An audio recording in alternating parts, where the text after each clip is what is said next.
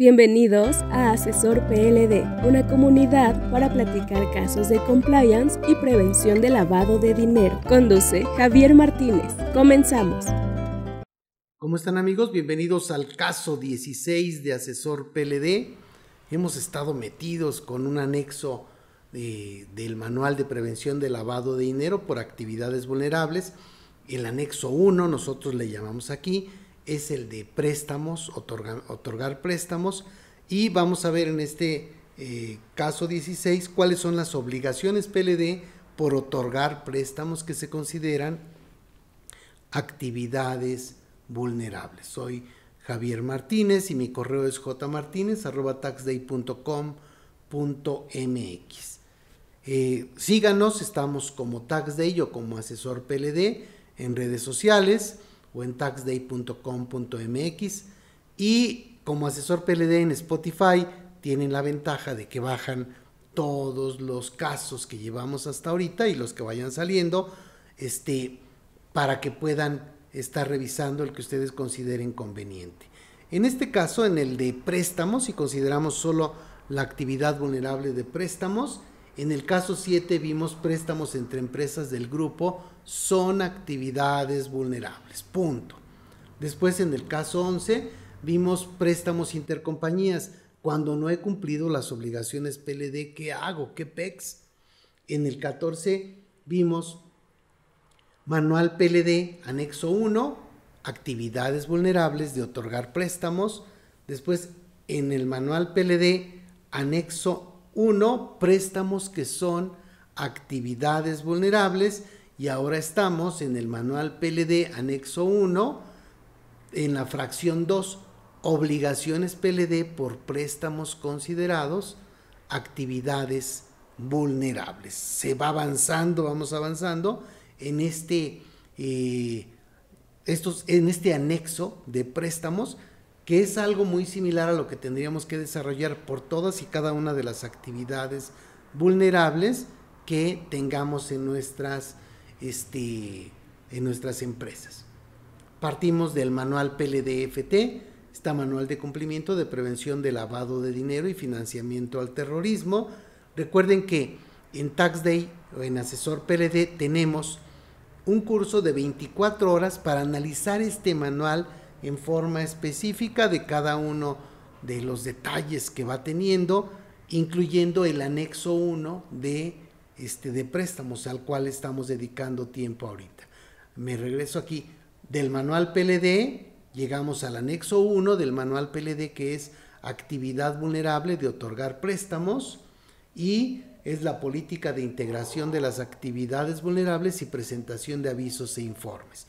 Vimos ya identificación de los préstamos y ahora vamos con identificación de las obligaciones por el otorgamiento de préstamos considerados actividades vulnerables. Es la fracción 2 del contenido del anexo 1. Vámonos directamente a ver dentro del manual, dentro del archivo que tenemos de esta parte en el archivo de Word. Estos archivos de Word son los propios archivos que ustedes tienen cuando están dentro de los cursos. O sea, ustedes pueden tomar de aquí lo que consideren conveniente, adecuarlo a sus propias necesidades, y eso les va a dar gran ayuda para ir armando sus propios manuales. ¿Cuál es el criterio de identificación de estas obligaciones? Criterio: alta en el padrón de actividades vulnerables y designación del representante PLD. Cuando se realizan actividades vulnerables en general, no solo esta, el representante PLD debe realizar el trámite de alta y registro en el padrón de actividades vulnerables que se presenta en el superportal dentro del SAT. Está el procedimiento para realizar el trámite de alta. La persona moral debe tener RFC, debe tener FIEL, el representante PLD también debe de tener RFC y FIEL, y después él debe aceptar su cargo con su propia FIEL, el representante PLD. Una vez registrados, tanto la empresa como el representante PLD, se podrán presentar los avisos e informes correspondientes a través del portal de internet del SAT. Ok, Después, cada vez que hagamos un cambio a esto que ya presentamos de la alta, digamos, de la alta que tenemos en el padrón, debemos actualizar este padrón de actividades vulnerables. Cuando se deba modificar o agregar información del padrón, se efectuará el trámite de actualización dentro de los 6 días hábiles siguientes a que se presente el tema. Por ejemplo, oye, yo presenté o hice un cambio de domicilio y ya lo hice en el RFC. Bueno, sí, pero ese es otro choro. Una cosa es que lo hagas en el RFC y tendrás que hacerlo también en el padrón de actividades vulnerables y tendrás 6 días hábiles para meter ese cambio. O sea, no sustituye uno al otro, se tendrán que hacer ambos cambios. Puedo también tener una baja del padrón de actividades vulnerables cuando ya no se realicen alguna de las actividades. En este caso, oye, es el de préstamos. ¿Qué crees que ya no vamos a realizar préstamos? Ok, cumple hasta este momento y ahora sí puedes presentar una baja de esa actividad vulnerable que ya dimos de alta. Hay un proceso de cumplimiento de obligaciones por realizar las actividades vulnerables. El proceso general de cumplimiento de las obligaciones cuando se tiene una actividad vulnerable es la siguiente. Hay un cliente de actividad vulnerable, en este caso es una persona que viene a solicitar un crédito o un préstamo.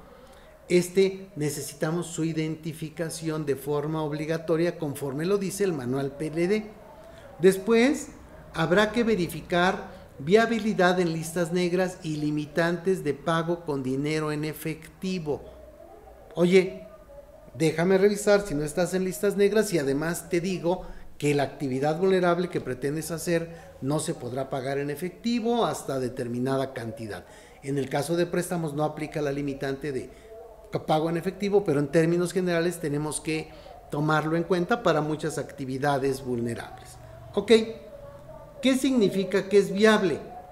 Inicia que no salió en listas negras y que en su caso aceptó que no podrá pagar con dinero en efectivo más del importe que se le indicó. Es viable, inicia el proceso, hay copias de identificación, ahora sí, son copias de la identificación, pero no necesariamente de los poderes todavía. Me firma por dueño beneficiario, por datos, o sea, se llenan los formatos. En los propios formatos se tiene un enfoque basado en riesgo y aquí con base en los datos que metimos lo vamos a calificar como de bajo riesgo, de riesgo medio o de riesgo alto. Si es de riesgo alto, tendré que pedir una autorización o en el propio manual tendré que decir quién puede autorizar operaciones con clientes de alto riesgo, pero si es de bajo riesgo hay una identificación simplificada. Nos permite no tener todas las copias de poderes, de actas constitutivas, etcétera. Entonces es una ventaja muy importante. Ya tengo el expediente y entonces ahora sí se realiza la actividad vulnerable. Tengo expedientes digitales de identificación y de la propia actividad vulnerable y voy a presentar avisos e informes y atender requerimientos en caso de que lleguen. Esto es, digamos, todo el proceso general de cumplimiento de las obligaciones PLD, digamos que aquí son obligaciones PLD cuando se tiene una actividad vulnerable. Ahí está, ese caminito debemos aprenderlo. Ahora sí, veamos en términos generales las obligaciones. Las obligaciones de la LFPORPI se establecen en términos generales en el siguiente cuadro. Artículo 18. En el artículo 18, fracción 1, me dicen que yo necesito tener un expediente de identificación del cliente antes de realizar la actividad vulnerable. Y el criterio de la Unidad de Inteligencia Financiera dice, oye, la obligación de verificar la identidad del cliente o usuario consiste en cotejar la identificación y documentos, verificar que las copias sean legibles y tener un manual de identificación. Aquí me lleva a que debo tener mi manual, debo checar que las copias hayan salido bien y tener estos documentos a la vista. Nota: se tiene la obligación de abstenerse de realizar operaciones por actividades vulnerables con clientes que no entreguen la información requerida cuando entren dentro del umbral de identificación. Oye, quiero comprar un auto y si no me das tu identificación no te lo vendo. Oye, ¿por qué? Tendrás que explicarme por qué. Porque si no entra en el umbral, no sería por la LFPORPI, podría ser por otro tipo de legislación, pero no por la Ley de Prevención del Lavado de Dinero. En el caso de otorgamiento de préstamos, el umbral de identificación inicia desde el primer peso, entonces siempre tendremos que identificar a quienes tenemos,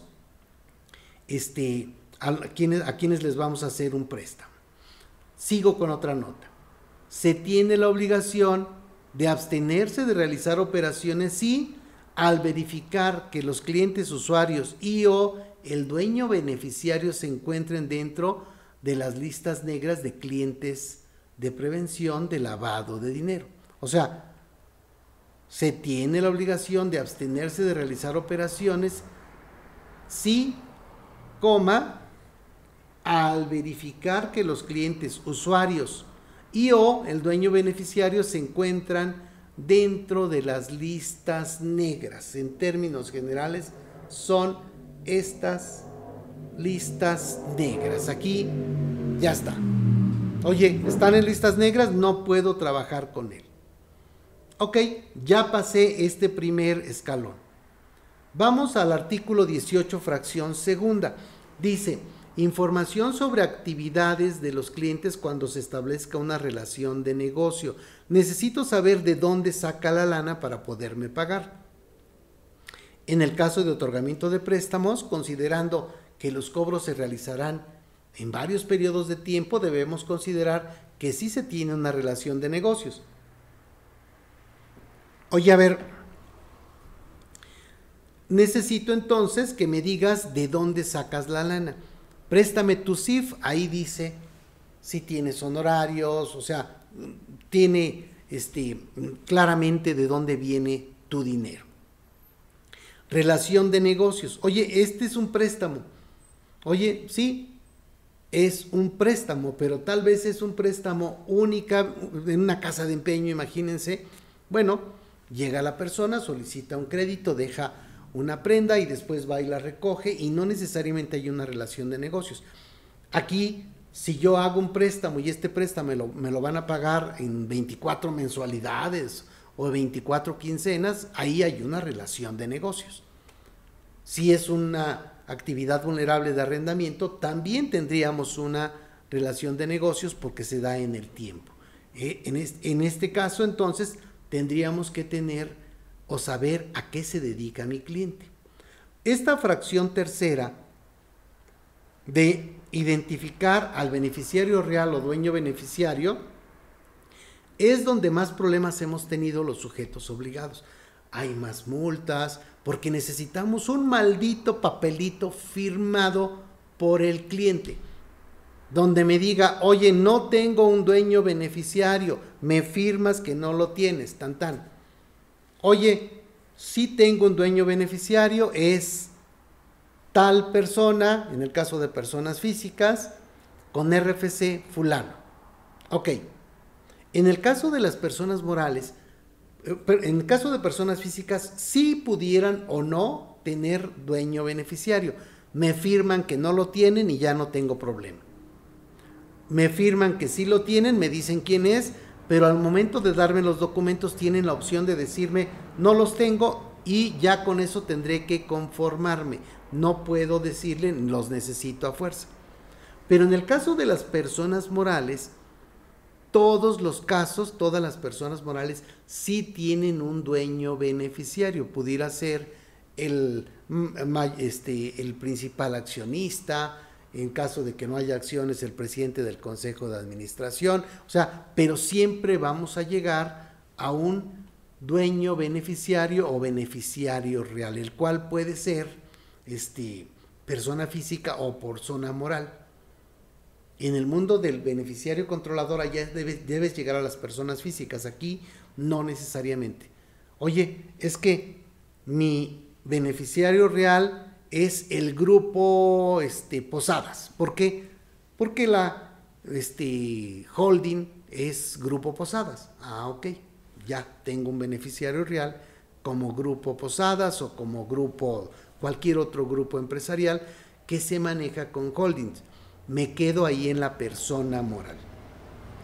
Entonces, en el caso de la fracción 4 del artículo 18, me dice que debo tener un expediente de las actividades vulnerables realizadas con el cliente. Es diferente al de la identificación. Tengo un expediente de identificación y después un expediente de la actividad vulnerable. Imagínate que tienes a un cliente y con él realizas 2 o 3 actividades vulnerables. Bueno, tendrás un expediente de identificación de este cliente y después un expediente de identificación de una actividad vulnerable y después de otra. Entonces, esto habrá que conservarlo también durante 5 años, conservar la documentación soporte de las actividades vulnerables durante 5 años. Nuevamente, es probable que yo le hice un préstamo hoy y este cliente continúa nuestra relación de negocios en el tiempo, pero de este préstamo en 5 años yo ya tendré que archivarlo. Bueno, de 5 años a partir de que ya me paga, ¿de acuerdo? Ahí estaría en un poco el tema. Hay el artículo 18 donde debemos permitir visitas de verificación de cumplimiento PLD por actividades vulnerables del SAT. Entonces aquí llegan las visitas de verificación y tendremos que atenderlas en todos los casos. En la fracción sexta nos hablan de presentar avisos mensuales. Dice presentar avisos en tiempo y forma, tener un sistema que le permita acumular las operaciones en periodos de 6 meses en su caso. O sea, esta sería un tema muy importante. Oye, necesito que tengas, aparte de los avisos mensuales, un sistema que te permita acumular las operaciones. Aquí, para presentar los avisos, se requiere la inscripción en el padrón de actividades vulnerables, designando al representante PLD. Oye, ¿esas obligaciones dónde están? Ups, quién sabe dónde están, pero si no las haces, no puedes presentar los avisos, entonces tendrás que presentarlos, aun y cuando no están dentro de la LFPORPI, sino que están dentro del reglamento o dentro de reglas de carácter general. Aquí, cuando no se tienen avisos por presentar, se deben presentar informes sin operaciones o informes de la regla de carácter general 27 bis, aunque se deben integrar los expedientes correspondientes. O sea, no das la información, pero sí debes quedarte con los expedientes. Hay otro muy importante que sería el 32, que son las operaciones con dinero en efectivo prohibidas. O sea, debo abstenerme de realizar las operaciones de cobro de pago cuando excedan las limitaciones en el uso de dinero en efectivo establecidas por este artículo 32. Aquí la limitante también aplica cuando se realizan varios pagos con dinero en efectivo. O sea, oye, es que la limitante son 300,000, bueno, te hago 3 pagos de a 100,000, no. O sea, no te la vas a brincar con eso. Se suman los pagos chiquitos. Habrá que tener mucho cuidado con ese punto porque muchos la estamos regando al tener la contabilización de ese dinero en efectivo que ya no está permitido. Hay un caso por ahí que tendrías que revisar acerca de los temas que tenemos con este punto. Otro punto relevante, las monedas virtuales se consideran dinero en efectivo para efectos de la LFPORPI. Ejemplo, oye, ¿cuánto puedes utilizar de dinero en efectivo para comprar una casa? 700,000 pesos, dependiendo de dónde estés en el tiempo. Bueno, ocurriría lo mismo si vas a pagarla con bitcoins o con cualquier otro de estos de estas monedas virtuales, ¿de acuerdo? O sea, hay que tener mucho cuidado. He encontrado operaciones que se han hecho con monedas virtuales en las que se han brincado este tema porque no necesariamente lo conocemos. Habrá que tener cuidado con este punto. Ok, y con esto tenemos esta fracción segunda en la que ya supimos cuáles son estas obligaciones que tenemos conforme en las disposiciones. En el siguiente caso aprovecharemos para revisar un poquito la fracción tercera de política para el otorgamiento de préstamos o créditos habituales o profesionales considerados actividades vulnerables, para continuar con esta secuencia y tener una idea de todo el choro que implica crear un anexo para un manual de una actividad vulnerable. ¿De acuerdo? Estén pendientes. Nos vemos en el siguiente caso. El juicio profesional, experiencia y constante actualización son valiosos para la comunidad Asesor PLD y Compliance. Síguenos en nuestras redes sociales. Asesor PLD. La experiencia y el juicio profesional, más el conocimiento de las obligaciones, son valiosos para un asesor en prevención de lavado de dinero. Es ideal para profesionistas del área económico-administrativas, contadores, abogados, gestión de negocios, finanzas, comercio internacional, entre otros. El objetivo de un asesor PLD es expandir sus servicios profesionales en compliance y prevención de lavado de dinero. Las entidades financieras y las empresas que realizan actividades vulnerables requieren de tus servicios. Adquiere la membresía Asesor PLD y prepárate con especialistas certificados. Para mayor información, comunícate al 55 45 58 07 74 o escríbenos al correo asesorpld@taxday.com.mx.